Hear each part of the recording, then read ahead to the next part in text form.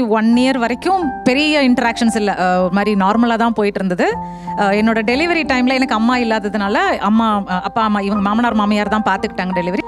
Literally சொல்லப்போனால் என் மாமனார் வந்து என்னோட அண்டர் கார்மெண்ட்ஸ் துவைச்சு போட்டுட்டு இருந்தாரு. I felt so embarrassed. எனக்கு பிடிக்கல அது. நான் சத்தம் போட்டேன், என்னோட இன்னர்ஸ் எல்லாம் நீங்கள் துவைக்காதீங்கன்னு சொன்னேன். ஆனால் என் பொண்ணாக இருந்தால் நான் செய்ய மாட்டேனா, என் பொண்ணு டெலிவரி ஆகி வீட்டில் இருந்தால் நான் செய்ய மாட்டேனா.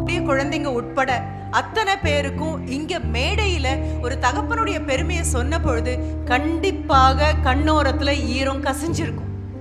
என்ன காரணம் அப்படின்னா, கொண்டாடப்படாம நீங்களும் நானும் கொண்டாடணும்னு காத்து நிற்காம, அம்மா மாதிரி என்னுடைய குழந்தைன்னு 10 மாசம் சுமந்து பெத்த கணக்கு மீண்டும் மீண்டும் சொல்லாம, தோள்லையும் மனதிலையும் கனவுலையும் தூக்கி நடக்கக்கூடிய இறைவனின் ஒரு உருவம் ஒன்று இருக்கும் அப்படின்னு சொன்னா, எல்லார் வீட்லையும் உலவிட்டு இருக்கக்கூடிய நெடுந்தூணாக அஸ்திவாகமாக இருக்கக்கூடிய தந்தை தான்.